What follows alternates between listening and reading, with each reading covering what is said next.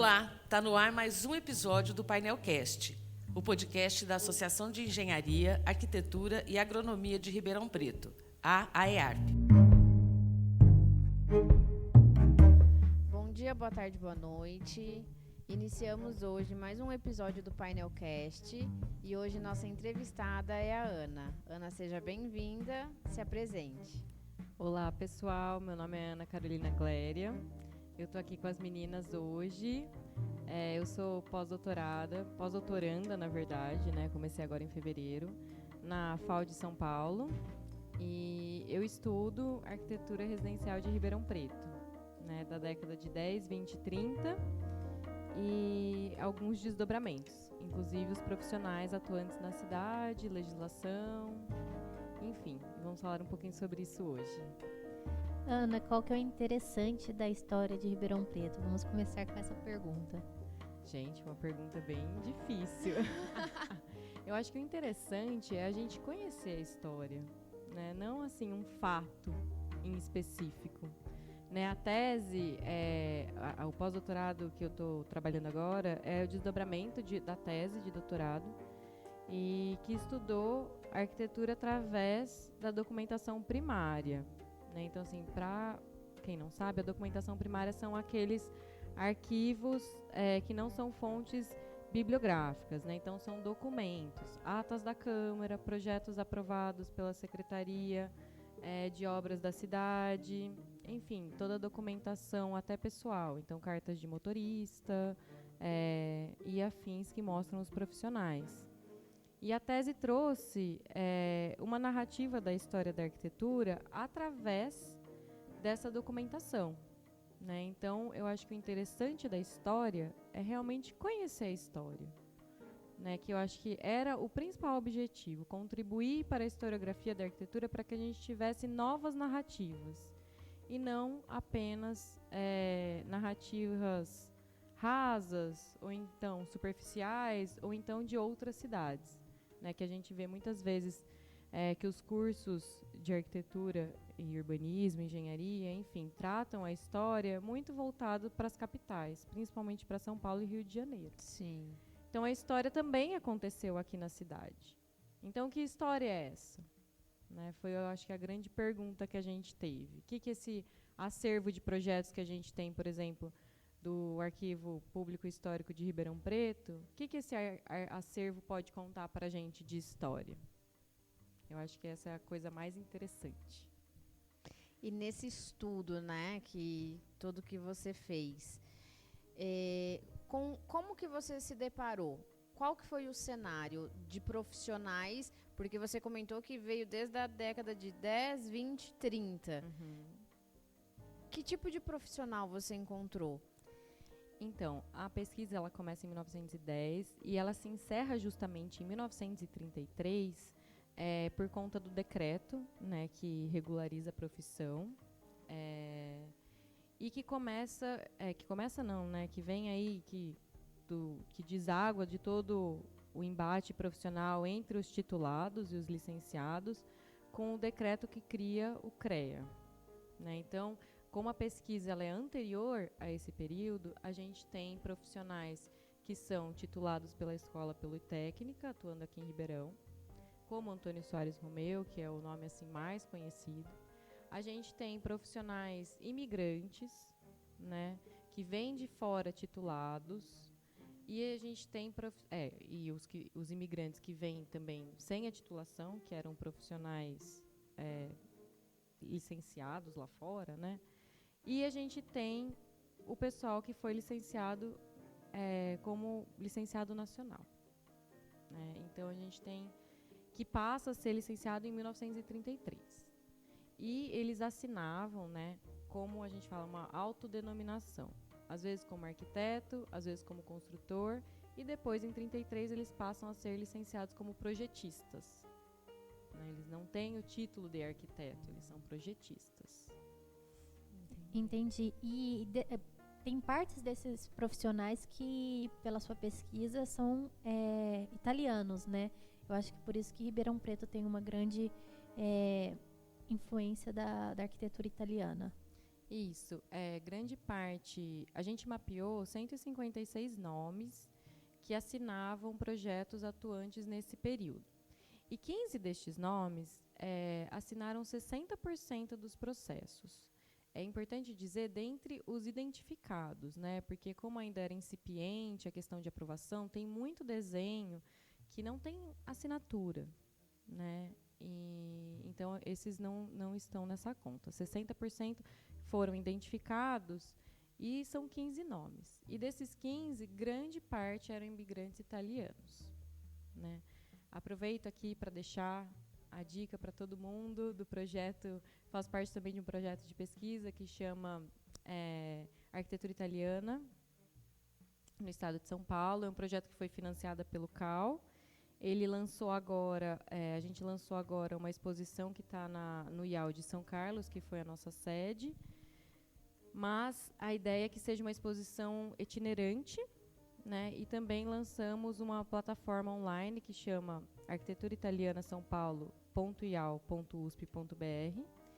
e que a gente está subindo a obra dos imigrantes italianos em todo o estado de São Paulo.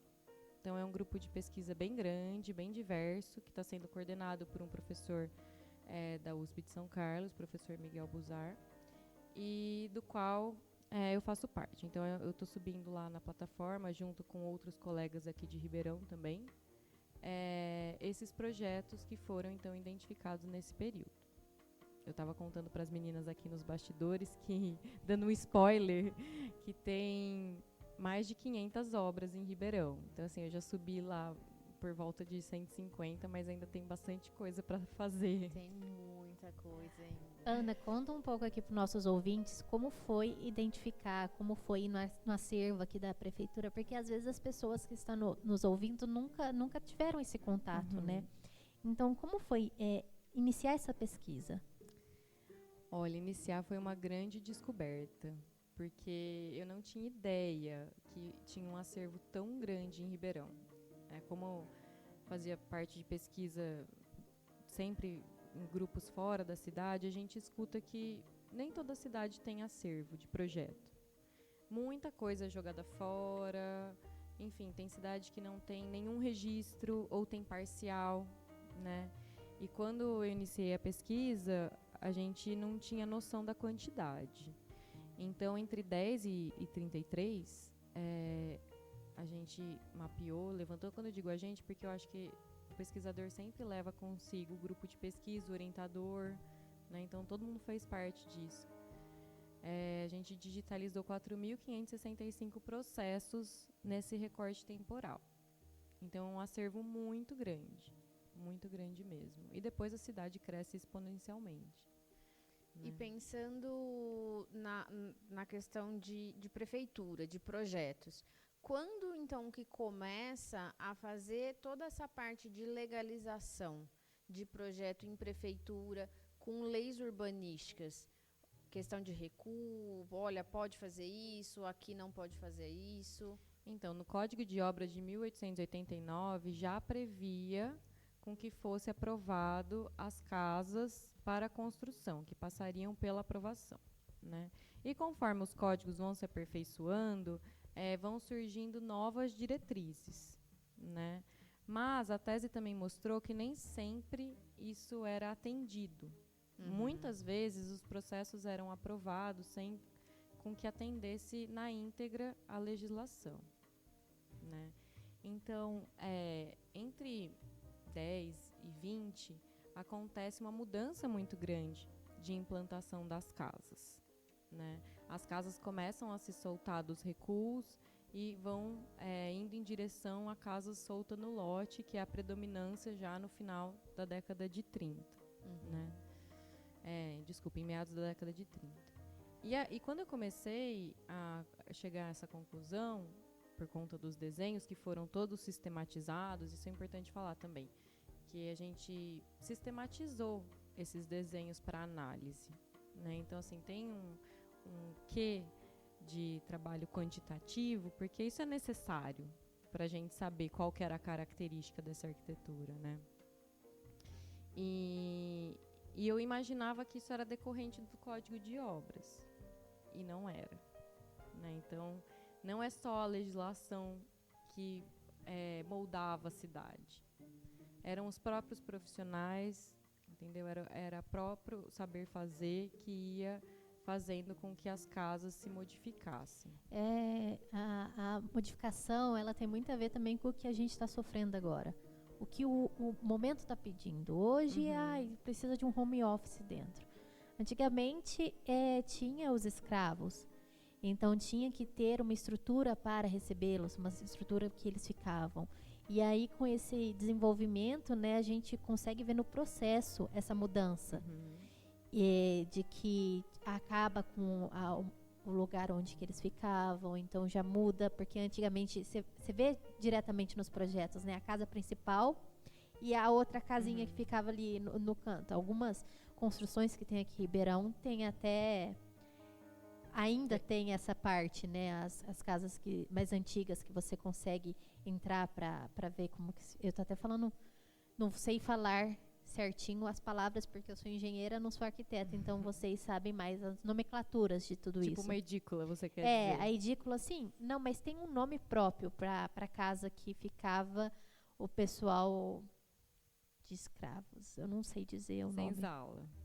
Mas isso acho que seria mais na casa rural. Na casa urbana, não sei. Você pode perceber pelas arquiteturas que tem lá no centro. Tem aquela casa que tem na esquina ali do Coque. Você pode ver que tem a casa principal e tem a edícula final, que era onde que ficava, onde que era feito a comida para depois levar para a casa principal. A então cozinha, geralmente, a cozinha, principalmente na área rural, ela tinha a cozinha suja, que era fora, e a cozinha limpa, que era dentro da casa. Mas essas mudanças, elas ainda estão mais vinculadas ao século XIX.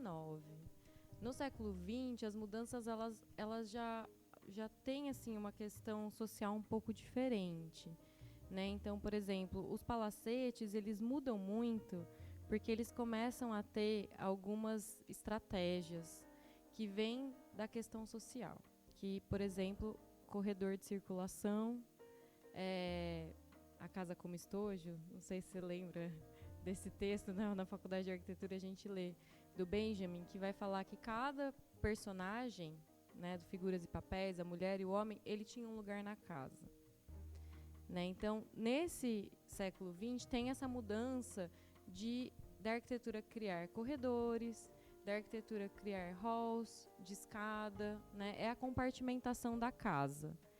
A classe alta não aceita mais sobreposição de função. Então, o que separava, o que diferenciava, né, uma casa de uma classe mais alta de uma casa de uma classe mais baixa, antes era mais a questão da dimensão.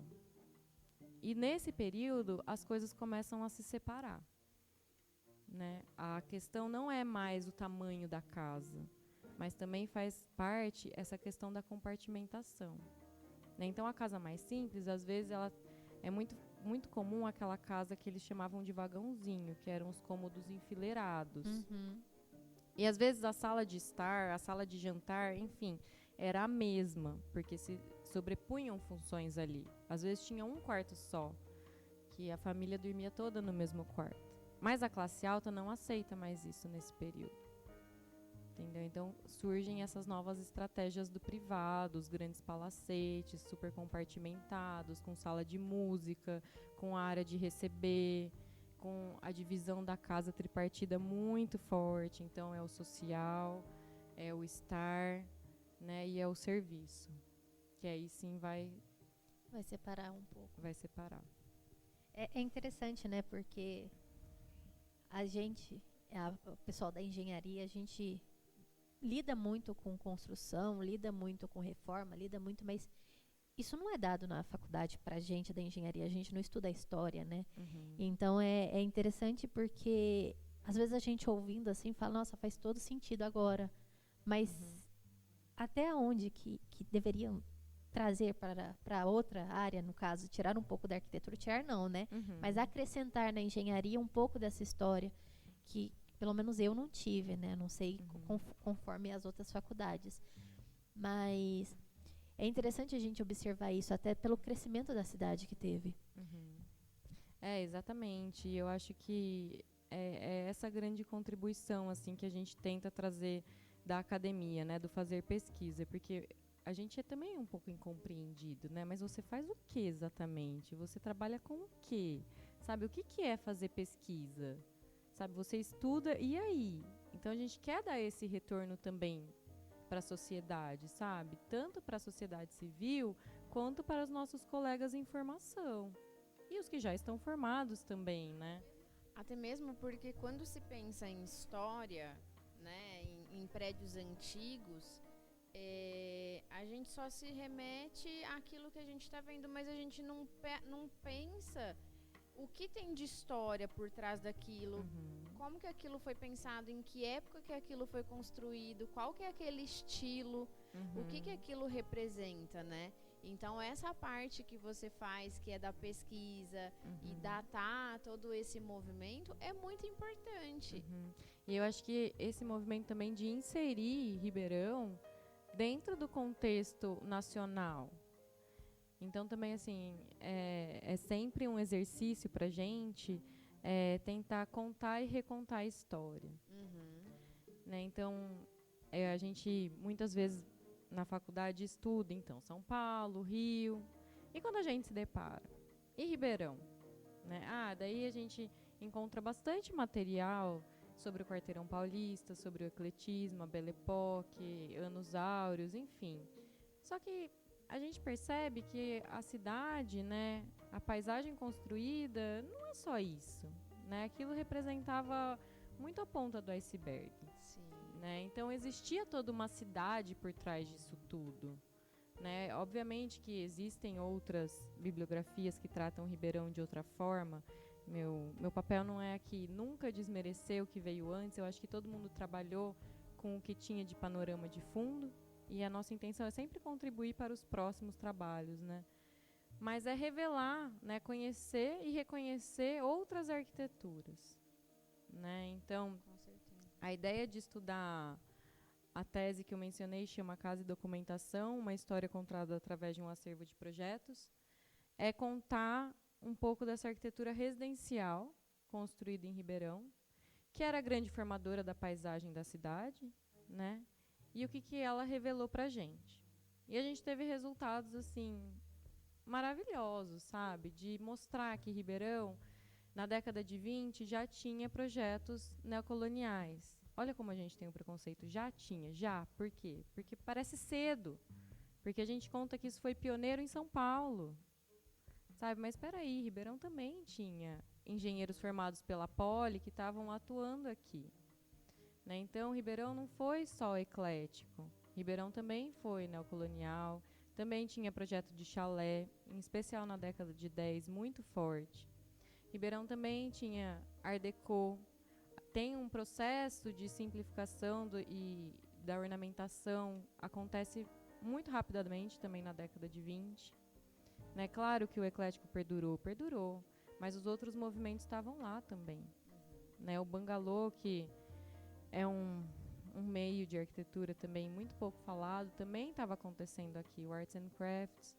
Então, Ribeirão estava inserido no contexto das grandes capitais.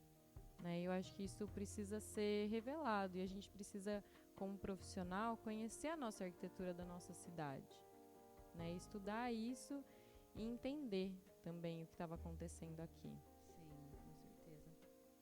E não só da arquitetura, mas também dos profissionais, né?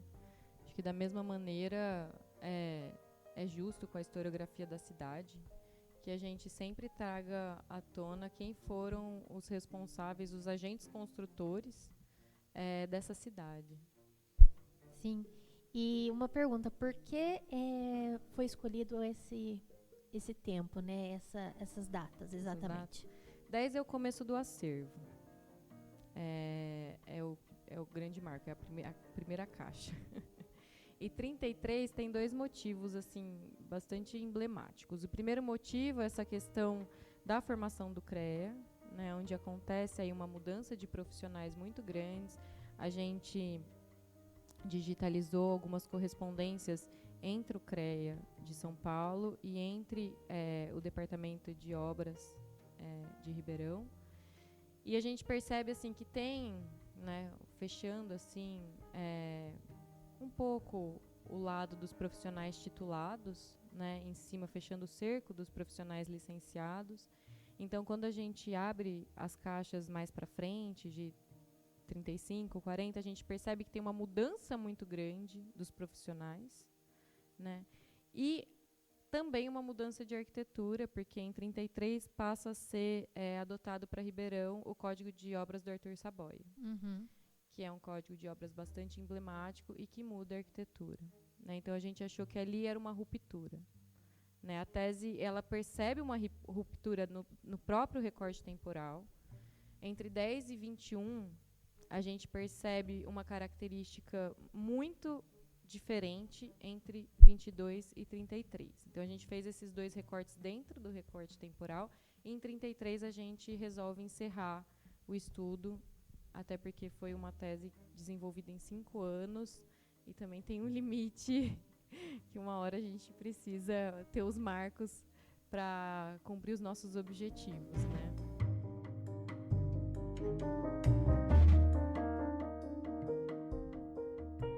Cidade crescendo precisava de quê? Primeira coisa, moradia. Então, assim, desse acervo dos 4.000 processos e pouco, 70% é arquitetura residencial, do acervo de obras particulares, né? Porque precisava morar, né? A gente precisa atender essa demanda. Então, também foi uma grande decisão, assim, da tese. O que a gente vai estudar? Tudo? Não, a gente queria estudar a casa. E também porque foge daquela arquitetura da monumentalidade. Porque a arquitetura da monumentalidade, geralmente, ela representa a exceção, né? Ela é o monumento, né? O Quarteirão Paulista é o monumento. Mas e a casa?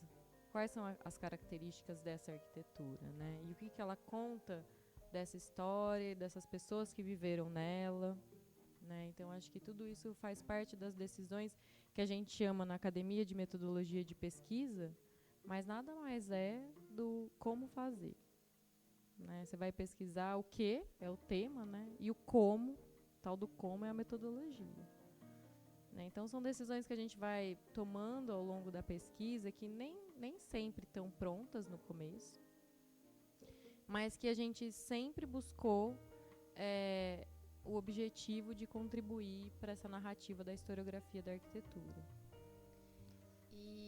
E voltando, então, para a questão dos profissionais, né? Há pouco você comentou sobre os imigrantes, quando eles chegavam, quais eram as titularidades deles. E aí, com todo esse desenvolvimento, aí você também comentou sobre uma passagem de um tempo que isso mudou, né? Os nomes deram uma boa mudada. Depois de 33. Isso. E aí, uma curiosidade é a questão da EARP. Ela veio por meados de 48, né? E é onde, então, a gente tem a criação do espaço para os profissionais, onde a gente consegue trazer o CREA para cá também, e a gente começa, então, a dar uma organizada, né, nessa questão profissional. Leva tempo, né? Acho que toda estruturação, até burocrática, enfim, leva tempo, e é mesmo, alguns autores chamam até de embate do campo profissional, né? Que é essa questão, os titulados estão reivindicando aquele campo de trabalho, né? Mas os licenciados, na prática, estão lá, né? Então, assim, depois de 33, talvez até eles sumam dos registros oficiais, que eram o meu meio de pesquisa, mas não necessariamente eles sumiram da cidade. Né, talvez foram aos poucos, né, trocando com as gerações. Mas o que acontece é que essa oficialização coloca à margem esses profissionais que não estavam sendo titulados, enfim, que não foram licenciados nesse período. Entendi. E aproveitando, né, muitas dessas casas que você estudou hoje ainda existem, hoje elas são patrimônios públicos, você tem algum histórico disso? Então, a tese também teve um limite prático, né? A gente optou por trabalhar com o documento, né? principalmente por uma questão de racionalidade, né? Então, assim, ou a gente trabalha com poucos anos e engloba o existente, mas como eu resolvi trabalhar com, enfim, praticamente 3 décadas, né, e 4.000 processos, eu não seria capaz de, em 5 anos, de ver tudo que tinha na cidade. Então, a gente trabalhou com a documentação, né, até porque a gente sempre teve muito forte na cabeça que faz parte de preservar o patrimônio, conhecer o patrimônio. Então, a gente entende que a tese serviu como um andaime para isso, né? Então, para que os próximos pesquisadores e as próximas gerações usem a tese, né, como já está sendo usado em outros trabalhos que estão em andamento agora, para agora olhar na cidade, né, que também é um dos objetivos do pós-doutorado que eu estou desenvolvendo na FAO agora. Tentar olhar um pouco mais para essa cidade, né, sair um pouco do documento e mapear o que é remanescente e o que não é. Obviamente, assim, é inviável a gente olhar para os 4.000 processos, né? Mas a gente almeja ter algumas respostas, né? Mas eu acho que a principal questão é essa, é usar a pesquisa histórica como base documental para uma preservação de um patrimônio. Não na base do, olha, vamos preservar essa casa porque ela é antiga. Não é isso, sabe? Eu acho que me marcou muito um texto na graduação também que falava que preservar não é tombar e renovar não é botar tudo abaixo, né? Então, a gente precisa ter critérios. Eu acho que a pesquisa documental, ela ajuda a gente, é a ferramenta principal para a formação desses critérios. Mas, assim, já de cara, só um spoiler do pós-doutorado é que a gente tem poucos remanescentes na cidade. Eu comecei essa questão do georreferenciamento, né, com um problema assim, que em 48 existe uma lei que muda o número da rua, né, é o emplacamento, o tal do emplacamento. Então, assim, a casa que era na Amador Bueno, número 5, não é mais 5, é, sei lá, 68. Então, não dá para fazer o georreferenciamento com o número. Pensei, fácil, né? Eu vou pegar o Google, eu vou andar na rua e vou procurar a casa, imagina. Né? Foi assim, minha primeira constatação. A cidade é bastante modificada, né? Então, eu acho que vão ser poucos os exemplares, assim, não digo que não vão estar lá, mas íntegros. Sobre essa questão da história da cidade, realmente é importante a gente ter essa preservação, a gente ter tudo documentado. Eu, como conselheira do COMPAC, participo de várias reuniões, estou acompanhando todo o processo deles de trabalho, que é algo assim, muito incrível também. Você poder ter esse contato com a história, né, da cidade. Mas eu fico muito presa a essa questão de até onde vale para você não mexer num prédio por conta só da preservação da história e você não tem uma manutenção predial. Então, muitas vezes seria interessante você ter uma intervenção, você trazer um uso para aquele prédio, para aquela edificação, que de certa forma você vai contar a história dele. Então, sem dúvida. Além assim, da pesquisa documental como ferramenta de análise e, enfim, né, de patrimônio, eu acho que uma coisa fundamental é o uso. Né? O uso, ele mantém a edificação. Né? Quando a gente tira a vida de uma edificação, ela vai sucumbindo, né? exato. Então, isso também é uma questão bastante importante para a cidade. Né? Eu acho que a tese ela foi um passinho de formiguinha, né, nessa questão da documentação. Mas ainda há muitas questões a respeito do patrimônio que a gente precisa discutir, né? Principalmente nós, arquitetos, engenheiros, né? A gente precisa guiar a sociedade civil que não tenha formação para lidar com o patrimônio. Né? Então, eu acho importante que esse assunto sempre esteja presente em nossas conversas, né? Sempre de uma maneira bastante profissional, ética, envolvendo todas as questões, pensando também na viabilidade econômica, política, né? Porque nem sempre as decisões elas ficam só na questão conceitual. Então a gente precisa trazer um pouco de realidade para as nossas soluções, né, de cidade. E entender que a cidade é uma cidade em processo, é uma cidade dinâmica, né? A cidade ela cresce, ela se expande. Eventualmente algumas coisas vão dando lugares às outras também, né?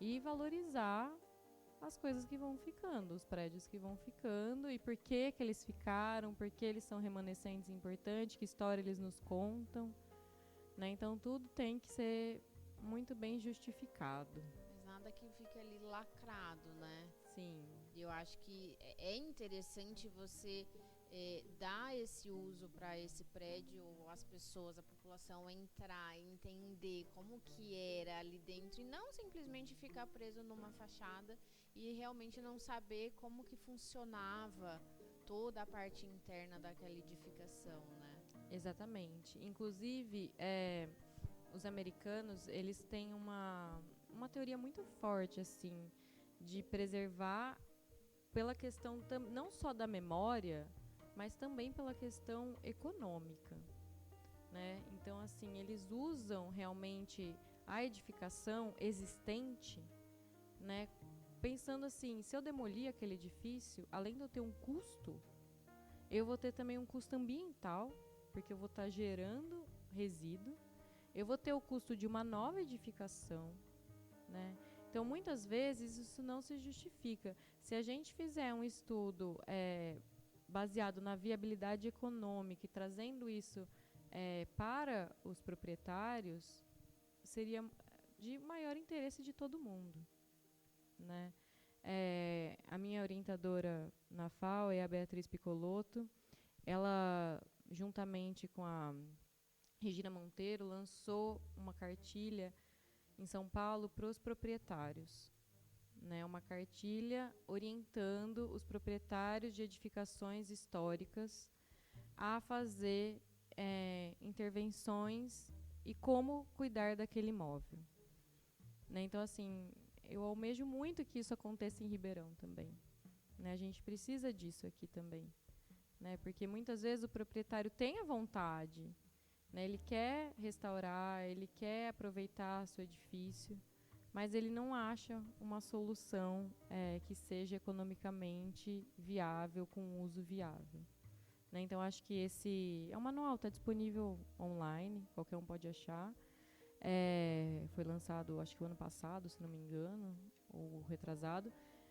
Mas eu acho que é fundamental que a gente tenha políticas públicas dessa natureza, que incentive não apenas a questão do conceito do patrimônio como memória, mas também do patrimônio como edifício, como uso, como questão financeira, comercial, para que ele seja parte da cidade, né? E não só museografia, assim, por dizer. Sim, se for ficar falando dessa área patrimonial, vai horas e horas e horas aqui discutindo, né? Porque é um assunto muito interessante, é uma história que às vezes a gente tenta recuperar, ou às vezes a gente tenta ir com muita força para guardar aquilo ali exatamente do jeito que está, e a viabilidade não existe, né? Às vezes as técnicas construtivas antigamente, hoje já está deteriorando a casa e a gente fica lá, não, tem que ficar igual, e às vezes não vai. Mas para os nossos ouvintes hoje, como que eles podem identificar essa construção italiana? Como que eram as técnicas? Você sabe, você trouxe alguma coisa nessa sua pesquisa, assim, as fachadas? Você trouxe alguma coisa assim nessa pesquisa que a gente consegue identificar hoje? Às vezes a pessoa está andando na rua e fala, essa casa é uma casa italiana. Olha, eu não vou vou te posicionar assim, italiana em si, né? A gente tem algumas características, né, que são predominantes nesse período. Em 10, né, eu comentei do chalé, que é uma coisa bastante forte na década de 10. E claro, né, o ecletismo aí com maior força nesse começo. E casas muito ornamentadas, né? Então, um dos profissionais, por exemplo, foi o Carlos Barberi, que era um marmorista italiano, que assinou alguns projetos aqui em Ribeirão, sempre muito ornamentados. Ele tem algumas esculturas, inclusive, no Cemitério da Saudade. E ele é um dos nomes assim que representa essa arquitetura bem ornamentada, né? Cheia de apliques e florais e pequenos anjinhos, enfim, floreiras. E isso vai perdendo a força, né? Chegando na década de 20 já bastante simplificado, né? E em 22 tem essa ruptura que é uma arquitetura que passa a ser mais geometrizada, né? Indo mais para as ideias das correntes do Art Deco, cada vez mais simplificadas, a ornamentação, a racionalização, né? Até porque a gente passa aí o período da Primeira Guerra Mundial, então também a escassez de material, né? E a escassez também financeira, né? Para essas construções. E vai indo em direção aos novos movimentos, né? Chamados assim, mas enfim, discussões como o neocolonial, o bangalô, aí sim já com a casa solta no lote, né? E o Arts and Crafts, os palacetes, enfim, todos eles já representando aí uma caminhada mais para a década de 30, né? E a arquitetura italiana, ela está inserida nisso tudo. E eu acho assim até um pouco difícil separar, porque a arquitetura italiana é não só feita por quem, mas para quem também, né?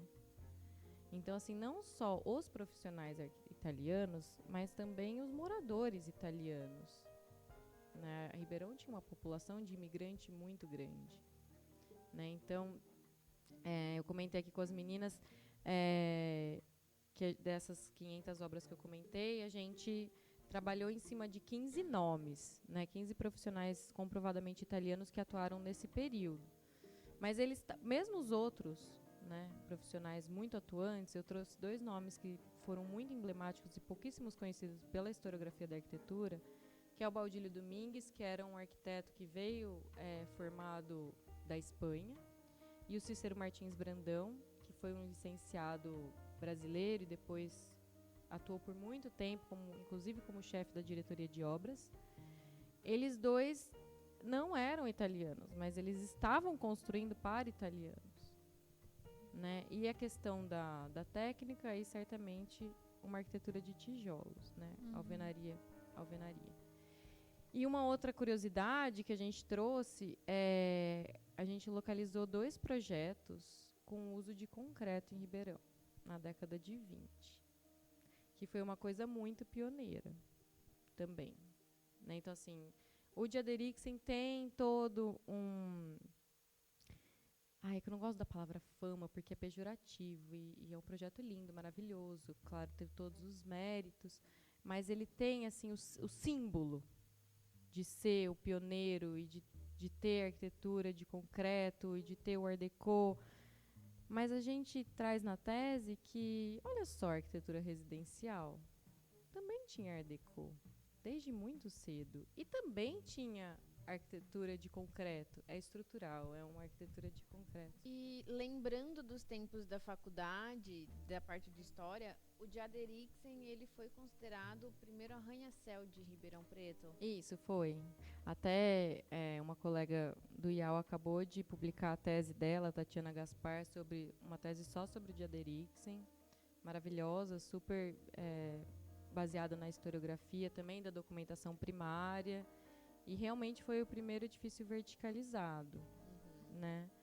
E que trouxe o concreto, né? E foi uma grande surpresa a gente achar 2 residências que tinham uso do concreto na cidade, assim, muito pioneiro, né? E eram dois projetos assinados. Do de aderir. Inclusive, esses projetos com o uso do concreto na cidade, eles foram assinados por escritórios de São Paulo. Salles de Oliveira, se não me engano o nome do escritório. Era um escritório técnico de engenheiros. Então, isso também é importante, assinalar que existia atuação de arquitetos e engenheiros de São Paulo em Ribeirão. Mais uma vez, colocando a cidade no panorama do contexto do que estava acontecendo no estado, né, na capital. 1930, 1800 ou 930? 900, década de 20 de 1900. Isso, que foi adotado o Código de Arthur Saboia, né? Arthur Saboia, 1933. Isso. E aí, quem sabia construir esse código era de São Paulo, então com certeza nesse momento também veio as pessoas que já sabiam construir com esse código lá em São Paulo para Ribeirão para realizar essa construção. Então teve essa mudança também, porque o Código de Ribeirão, as primeiras leis sobre construções, né, no caso, e que a prefeitura, no caso, define como deve ser construído, foi baseado no Código de São Paulo. Antes do de 33 era o Código de Obras Municipal de 1921, que já tinha diretrizes bastante claras a respeito do saneamento, principalmente, né, dimensionamento, recuo, até a questão estética da cidade já aparecia um pouco. Mas, como eu comentei, nem tudo era obedecido, talvez, né, seja essa palavra, mas enfim. Não tinha uma fiscalização. Exato, e as coisas assim eram aprovadas conforme davam. Então a gente registrou uns projetos, por exemplo, já estava no Código de Obras de 21, que todas as casas deveriam ter saneamento básico e esgoto, né? E a gente registra até a década de 30 casas que eram aprovadas sem banheiro.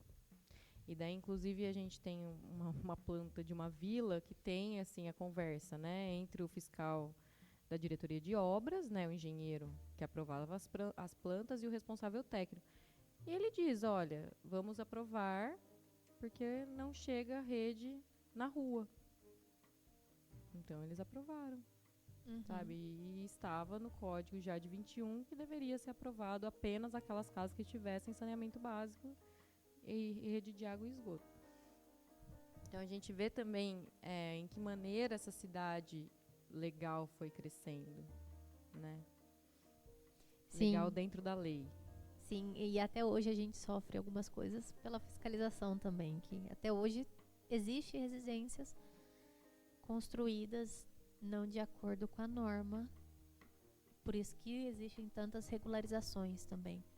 Mas o papo tá bom, acho que hoje a gente já tem que finalizar, né? Senão vamos ficar aqui um dia inteiro, horas e horas conversando. Ana, muito obrigada pela sua presença, veio aqui trazer esse trabalho incrível pra gente. Se você puder, hoje, dar uma dica para o profissional que está se formando e quer seguir essa linha de pesquisa, que quer buscar mais informações, onde que ele pode encontrar, qual é a dica que você traz para ele? Foi um prazer estar aqui com vocês hoje e eu acho que assim a área de pesquisa é maravilhosa. Eu acho que a primeira coisa é dedicação, curiosidade e sentar e fazer, né? Acho que é que nem desenhar no AutoCAD.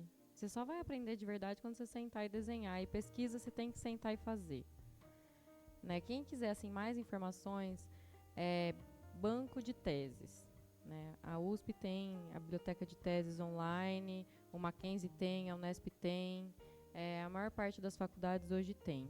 Então, assim, pesquisem trabalhos. Tem trabalhos incríveis sobre Ribeirão, já defendidos, né? E eu acho que, além de fazer, a gente também tem essa missão de divulgar, né? Então, agora, a tese foi muito recentemente defendida e agora uma missão minha é tentar publicar ela para que chegue no alcance não só de nós arquitetos e engenheiros, mas de toda a população civil. Né? Então, acho que material tem. É correr atrás, ler o que já foi escrito, né? E tentar dar esse passinho de formiga, que é sempre contribuir com uma informação nova. Ai, muito bom, Ana. Muito obrigada por toda a experiência, por toda a conversa gostosa que você teve aqui com a gente. Seja sempre bem-vinda. Muito obrigada a vocês, foi um prazer. Este é o Painelcast, o podcast da EARP. Siga nos tocadores ou ative as notificações para saber sempre que um novo episódio estiver no ar. Tem um papo novo a cada 15 dias nesse feed e sempre com o intuito de valorizar as profissões de engenharia, arquitetura, agronomia e geologia. Segue a gente nas redes sociais, no @painelcast e no @aearp. Pode compartilhar, mandar dicas de temas, criticar e elogiar, é claro. Até mais!